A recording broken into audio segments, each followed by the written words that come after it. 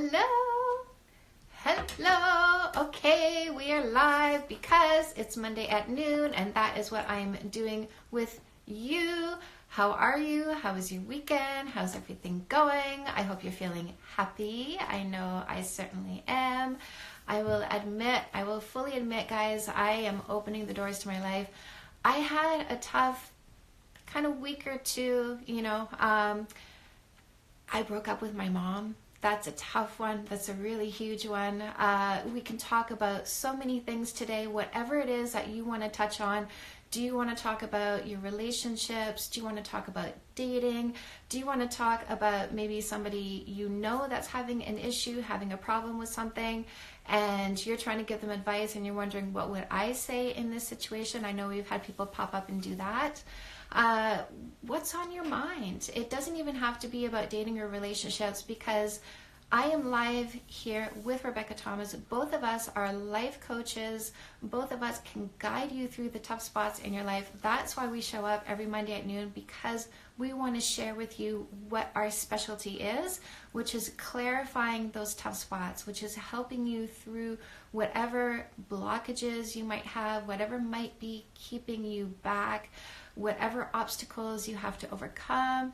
We're here because we love you, and we have so much love and so much joy and so much wonderful stuff in our lives, and we understand the ups and downs, and we want to help you get through yours and get to the place that we're at, which is really settled and really supported and really loved and just having what we need. So let's see if Rebecca is up here yet.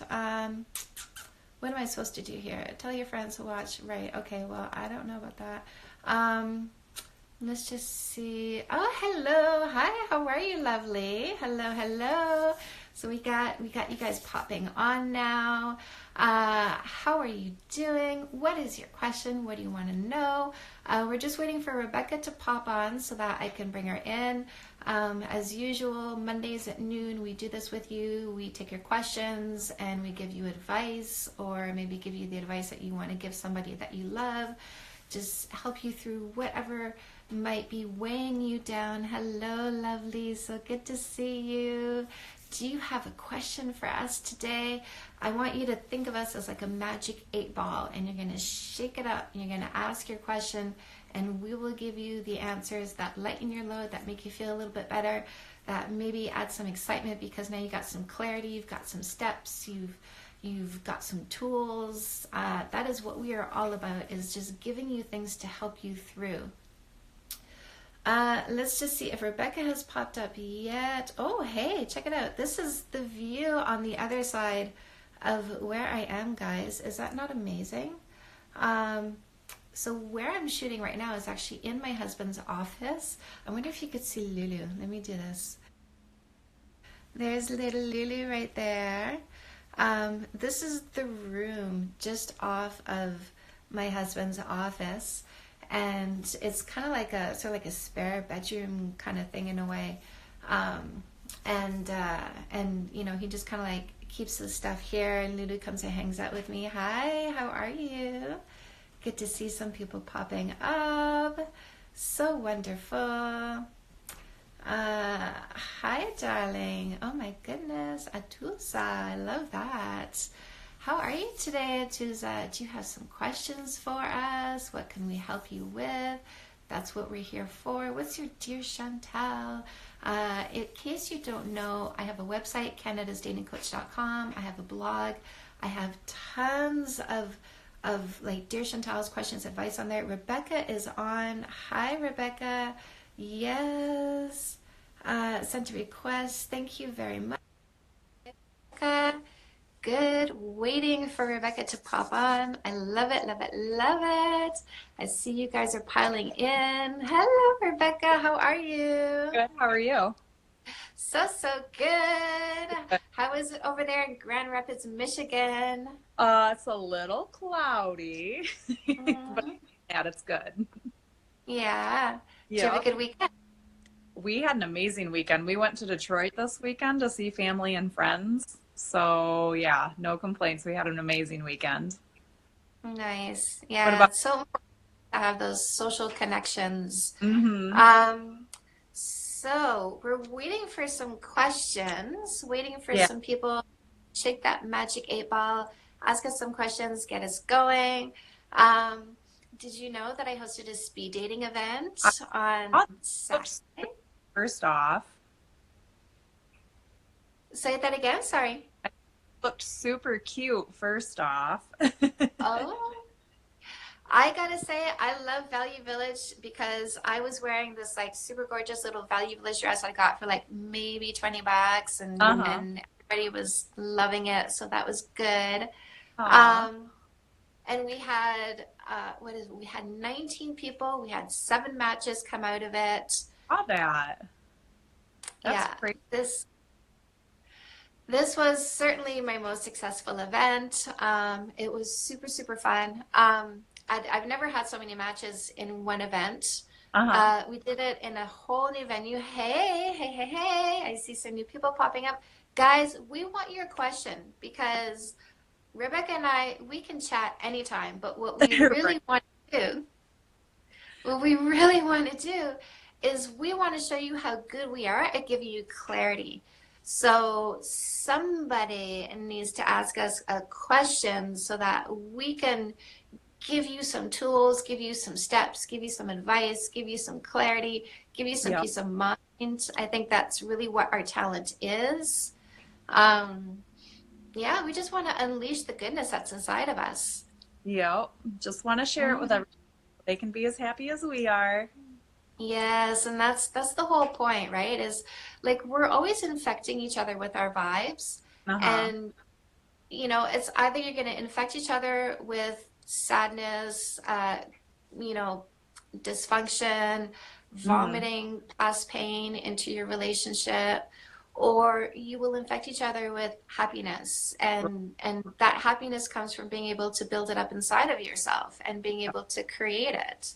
Absolutely. Here's a question for you, Rebecca. What would be like somebody who says, okay, you know what, like I'm not feeling happy.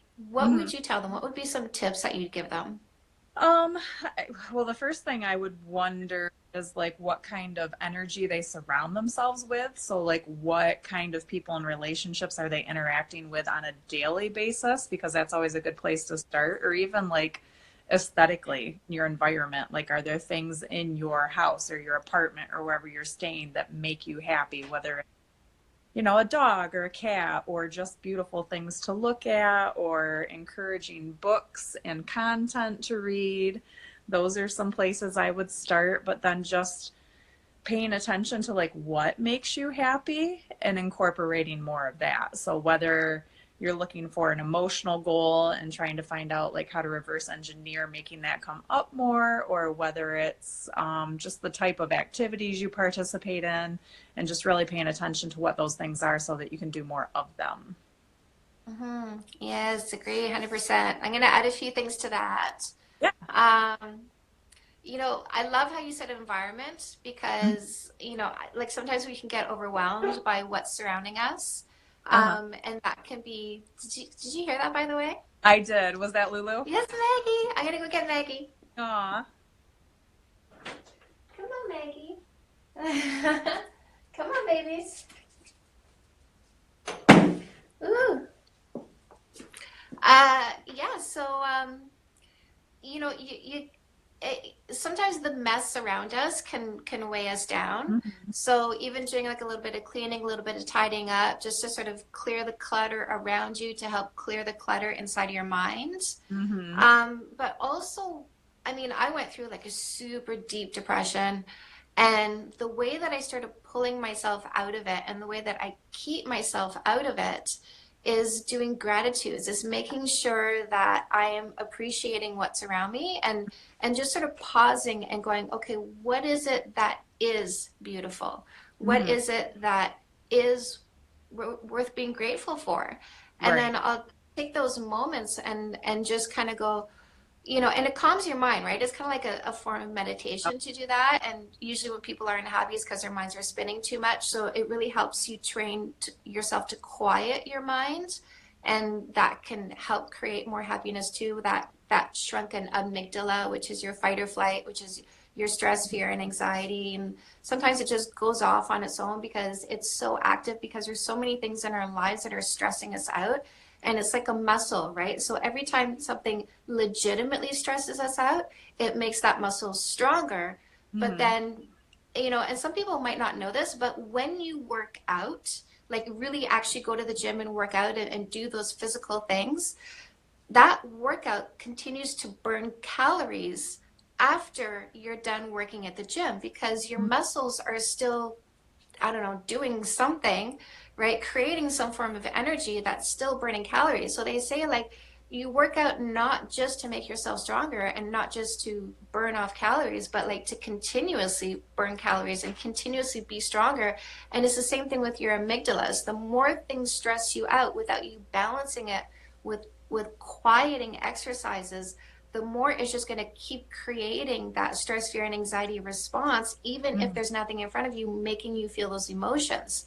And so taking those quiet times and just going, okay, what can I notice around me that is a source of happiness that I'm just not being quiet enough to notice, and really just kind of inhaling those things so that you can give yourself even just a moment, a piece of time, because like those stress responses that keep giving you stress responses even when nothing is stressing out, those quiet moments will keep giving you quiet moments even when there's stressful things that are happening. Mm-hmm.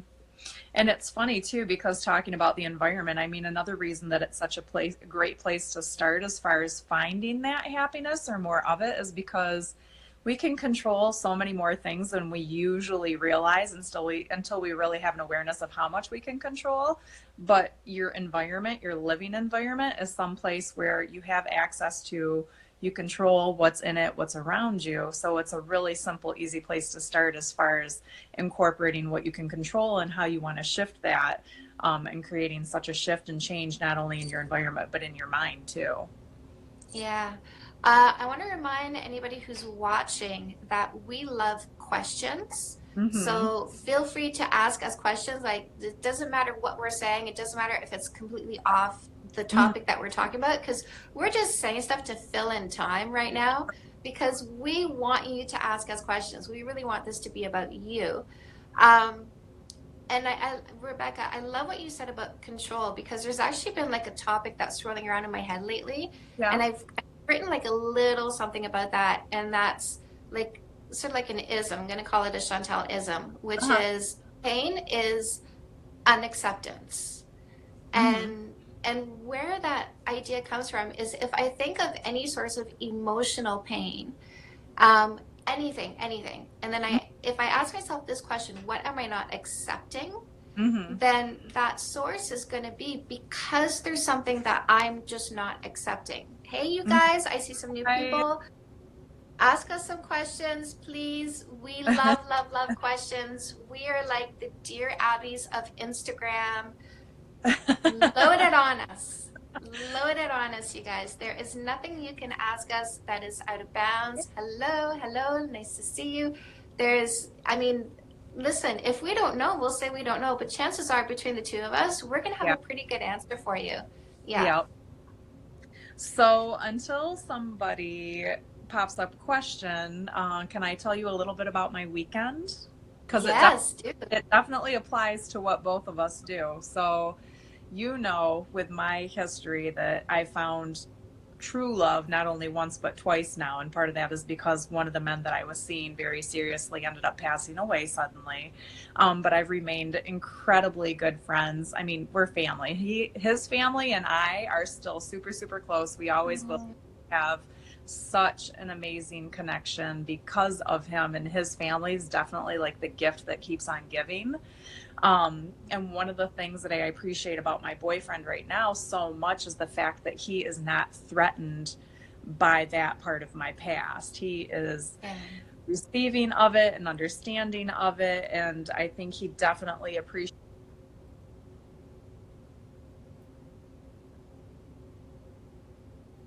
like how that happening led us to each other.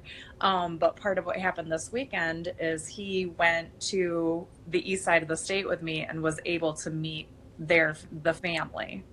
And it was Mm. just amazing to have them all in the same space, and so refreshing to see like that acceptance of each other and just that connection and the appreciation for each other, and watch that and be able to like have so much pride and love fill my heart from all of that because of where everything has come and how it has all come together and let me truly shine, without trying to push down any part of the pain or anything that I've been through, or try to, hide things because maybe I would have been uncomfortable with it or afraid that somebody else was uncomfortable with it. But because I was honest with him from the beginning about what had happened in my past, it's allowed all of that to blossom. And now we're at a point where, yeah, we're all just like one big happy family. So that's been a huge blessing, but that's what we did this weekend. So yeah. I love that.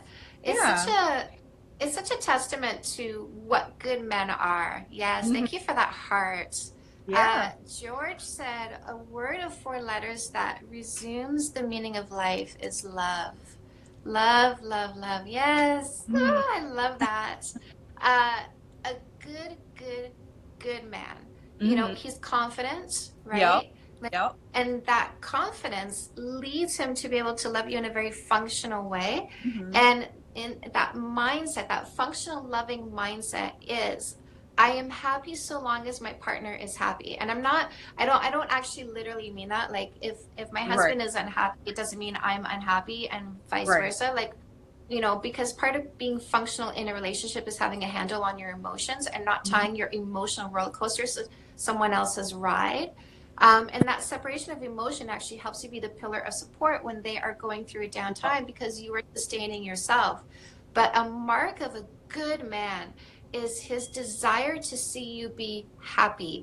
And there is no limit to that, right? So it's Mhm. not like, I'm going to be happy as long as you separate yourself from certain people. It's, I'm Right. going to be happy that you're happy and I will support your happiness. And I don't have ego in this Yep. saying, like, you must kowtow to me kind of Yep. thing. So, love what you're saying. He's Yep. such a good man. I love what you say about him. Uh-huh. No, he's amazing. It's just, because I dated a couple other guys before I ended up dating him.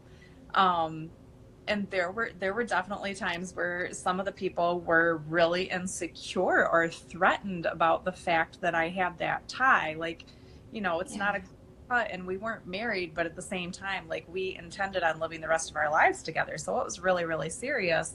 So, it took me a long time after everything happened with the one that passed away to figure out like how to handle it, but also, when was a good time to express it and how to move forward and how much they needed to know and when they needed to know it. And I just, really chose all of those steps thoughtfully and carefully so that when it got to that point and we had the discussion about what had happened in my past, because one of the ridiculous questions that always gets asked is, why are you still single? Well, sometimes that's a loaded question. So Yeah. it got to the point where we had that conversation. He asked all the right questions. He wanted to know, how close we were, how long it had been since it had happened, what my relationship with the family still was. And he just asked really thoughtful questions from his end too. So it's just been amazing to see all that come full circle and all those pieces of me keep feeding into each other because I have such these loving, supportive, um, amazing presences around me. So, and he's definitely a huge piece of that too, to be in the presence of somebody else's family like that, it would be really easy for somebody to feel threatened or insecure or, question like everything behind it or want to know more, just even be uncomfortable. And he wasn't any of those things. So it was amazing. And that speaks a huge testament to who he is too. And the kind of Yeah. men out there. So yeah, kudos to the good guys. Not He guys. is not Kudos to the the one. good men. Yes, kudos to the good men. Yep. Yeah. And the guys who want to become good men, right? And they Yep. will, if there's a woman that they meet that, and she has that standard, and that's something that we love to teach Yep. is sort of elevating yourself so that you elevate your standard, and then defining that standard so that whoever it is that wants to be with you, when they want to find out what it takes to be beside you, you can define it. And when you can define it, you can achieve it. Mm-hmm. Yeah, I was Having been in love with someone is, we got a comment here. So having been in love with someone and it came to a point that distance now separates them, how can they make the relationship work without doubting each other? So it sounds like this is about long-term relationships and how to trust each other when there's like a physical distance between you. What's your advice on that? So I would be speaking from experience with this one.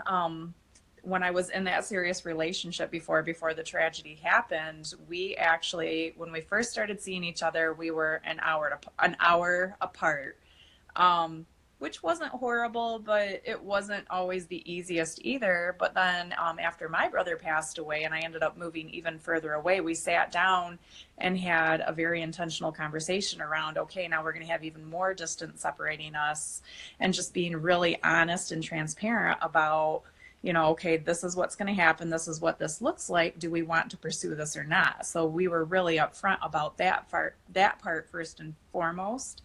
But even before that, I used to be incredibly insecure. I had some huge trust issues for a million different reasons, and I had really worked on that part with myself. So in this situation, saying that he's been in love with someone, and distance now separates them, it makes me wonder what exactly happened in the past, why those trust issues are there, whether the relationship itself was broken or whether it's something that each of them independently struggles with, and how that's translating into the long distance relationship. Um, Once we decided to pursue the longer distance relationship, I mean, there were times we didn't see each other for 3 months and there were zero trust issues. And Right.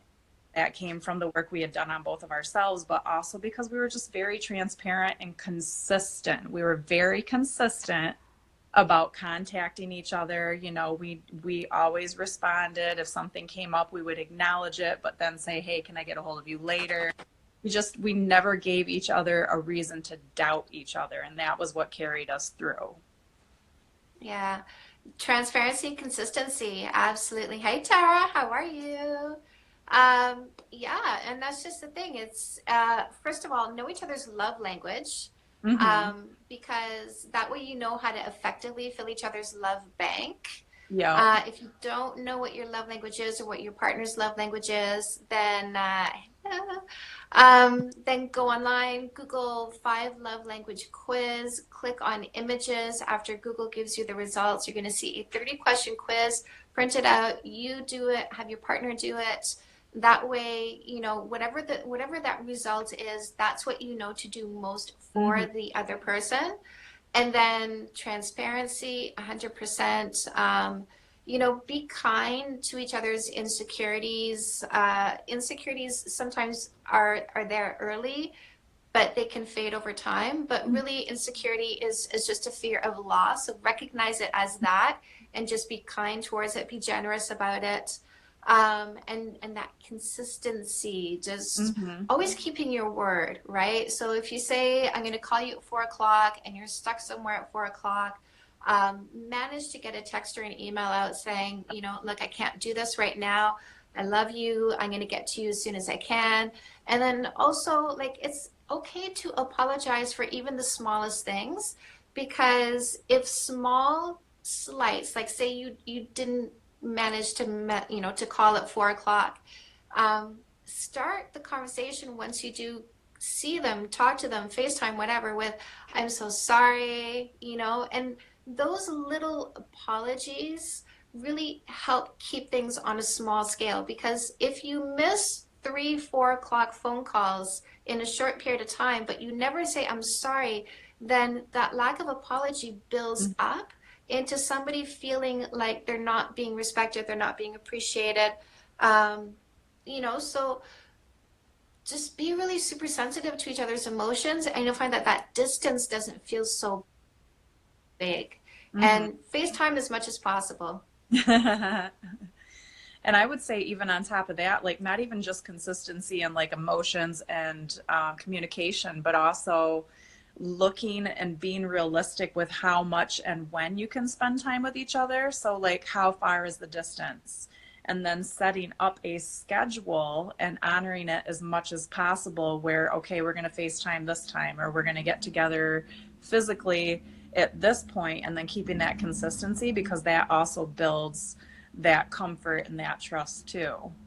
Because even Yeah. Brian, he just recently moved in. My boyfriend just recently moved in, and we didn't live that far apart before, but we always had date night on Wednesday nights, and then when we see each other once a weekend, at the very least. But those were our consistent times. And even after he moved in, you know, it's easy to start taking things for granted if you don't continue to make sure that they're special and treat them as so. So we Mm-hmm. talked about from the beginning how even once he moved in, we were going to want to continue to do that, where we're going to still have date night once a week and still have special time with each other at least once a weekend, even though we were together every day. So that definitely helps too. Yeah. Yeah, it does. And it gives you something to look forward to. Mm-hmm. Yep. Yeah. I don't So, have date night with my husband. I have snuggle time. yeah. Every night is snuggle time. Every Uh-huh. night of bedtime, basically, and then we Yep. fall asleep together, and Mm-hmm. But and I've talked about this too, though. Like every day is kisses, so there's no lack of intimacy in our relationship, Mm-hmm. even though we both work really long hours and are, apart from each other for the majority of the day. The Right. time that we are together really is very quality time. Mm-hmm. So, and there's just a lot of value and respect that we have towards each other. Uh-huh. A lot of honesty, a lot of appreciation. But it's just that those kisses, they make just everything Mm-hmm. beautiful. Yep. So we got some people on, guys. Do you have some questions? I see we have some new faces up here. I want to know what your question is. Doesn't matter what it is you want to know about. Doesn't matter if it's about you or about someone else. Mm-hmm. Last time we had some people who were asking for a friend, kind of things, right? Asking for a friend. I have a friend who's Uh-huh. going through this. Sure, if it's a friend, no problem. Right. Um, yeah, just whatever you might be going through, whatever question is on your mind, whether it's about a relationship with a family member, a relationship with a friend, maybe you want to start dating and you're scared to start dating. There was somebody last week, they were asking about, uh, what do they say again? That She had they, been married for a really, really long time, and then she ended up getting yeah. divorced and getting back into dating again, and was just unsure how to move forward because, I mean, obviously that process can leave you very jaded, but then you're in a different time and a different set of rules as far to, you know, how you date these days too. So just trying to Yeah. navigate how that worked and what to do when you are struggling with, you know, yourself internally, but also the behaviors from the outside too. So, Yeah. Oh, so here's a oh, question. girl. How, how do you start dating when you have three jobs and you're in school? So really that's four jobs. Right. Um, Tara, do you have any kids too? Because that would be five. Right. So what do you think, Rebecca? How do you start dating when your life is just full? Oh, full. I mean, honestly, I guess I would say, why do you want to start dating? So, like, do you just want to start dating because you feel like you should, or do you feel like, okay, good. So we're still at four jobs. Before. I would guess I would want to know, you know, why do you want to start dating? What's making you feel like it's time? And honestly, like, what are you looking for? Like, if you're just looking to casually date, then that's way easier to incorporate. But if you're looking for a long-term relationship or something really, really serious, then that's going to take like carving out some time and figuring out if that's even realistic. Like, how much time can you carve out and how it look? Because obviously, dating and relationships take a commitment of time. So, yeah. Yeah. Well, you are obviously ambitious, Mm-hmm. Tara. Obviously ambitious. And here's the fact about good men. And, good men are the kind of men that we steer you towards.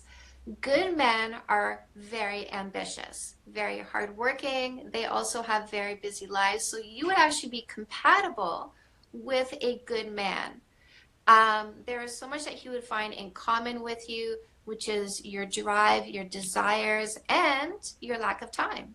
So he would be like, oh, this is great because here's the thing about good men, when they start dating, they worry that they won't be able to make it work with anybody because that other person is going to complain about the lack of time that they have.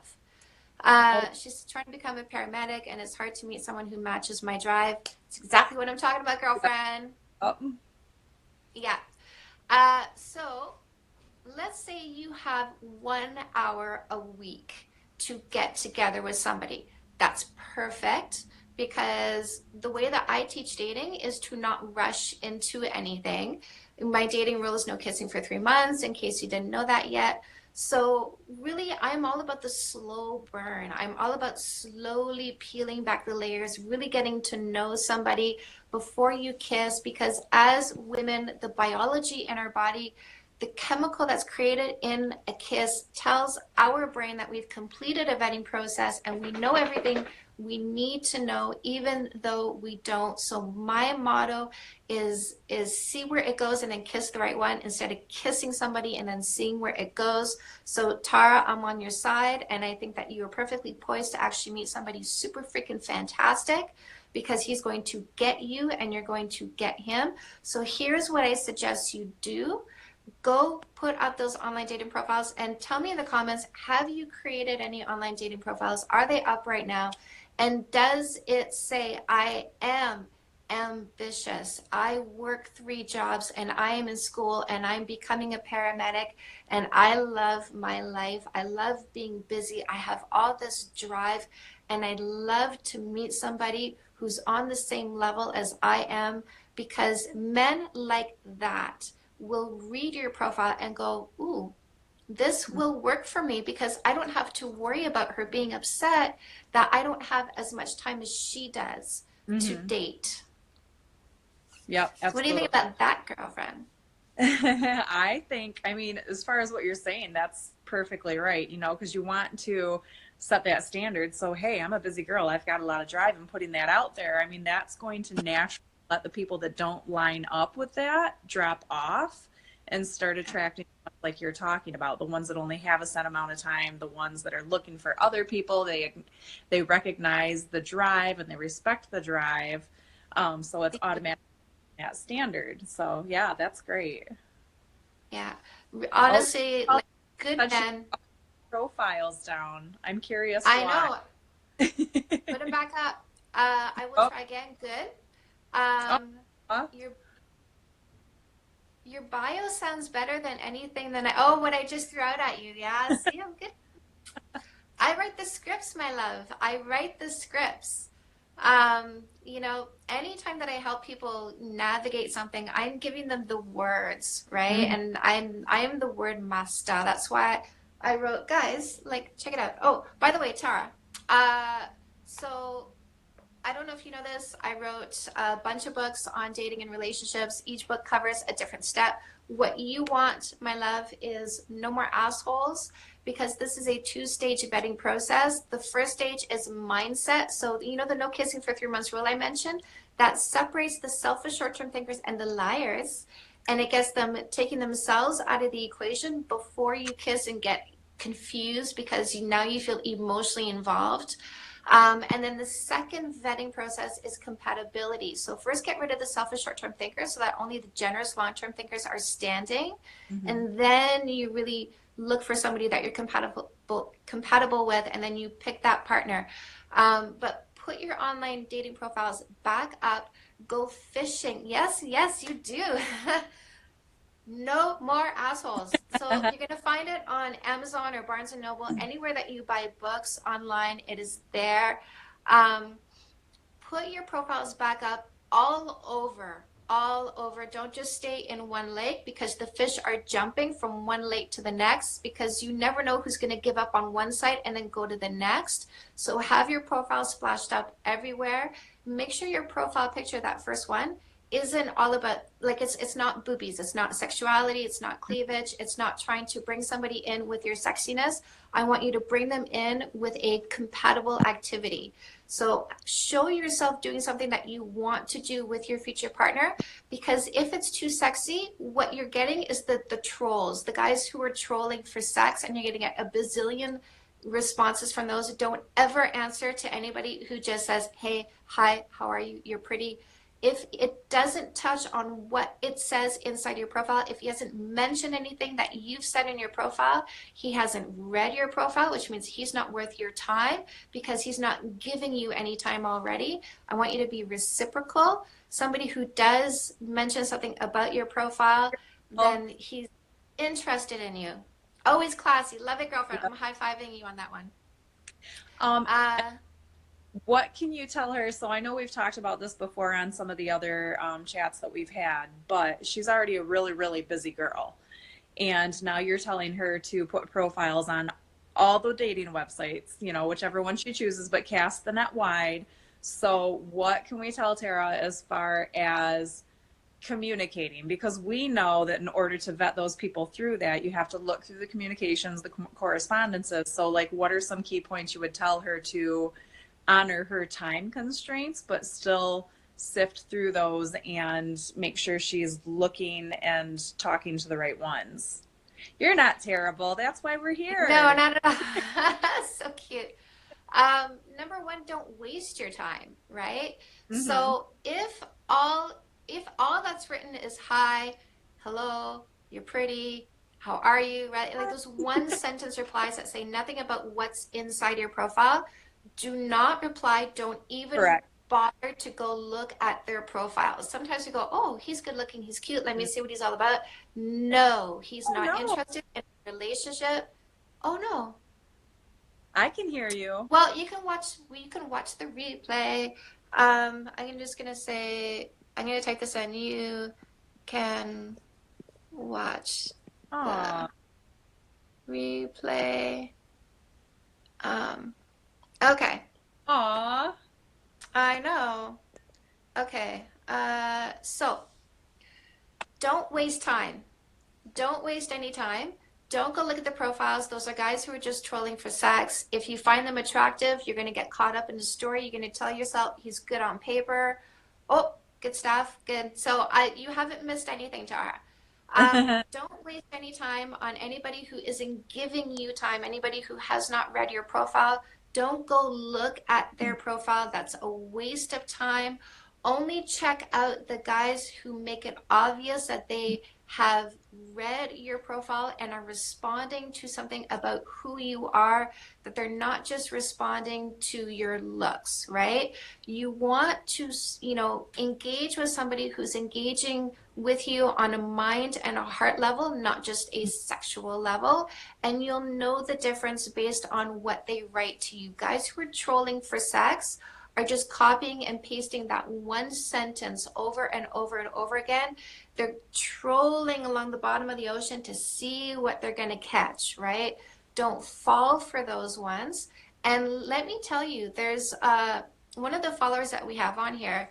I gave her that same advice. She says, it is unbelievable how much more peace of mind I have and how quiet it's become on my online profiles.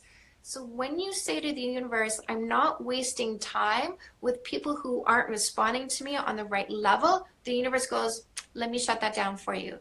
And it Mhm. starts funneling through the quality people and those who aren't interested in who you are going to be as a human being.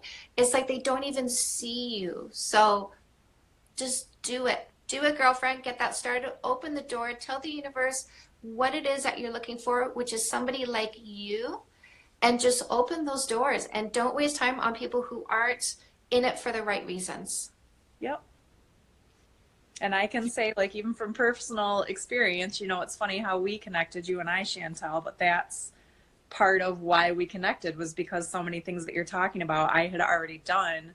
And that's how I've gotten where I've gotten. That just speaks to everything that you share. Aw. I know. You're welcome, Tara. I love that. I love that. Should we sign off on that fantastic note, I, Rebecca? that's a good point to sign off on. Yay. I love it. I love ending on a high like that. It's Oh, fantastic. Guys, we're going to be back here on Monday at noon. We want to see you back here. If something happens during the week and you're like, oh, I wonder what Chantal or Rebecca would say about this, write it down, pop up Mm-hmm. on Monday at noon. Ask us your question. We love it. You cannot ask us too many questions. You can't Uh-huh. say too many things at us. You can't send us too many hearts. Yep. We dig it.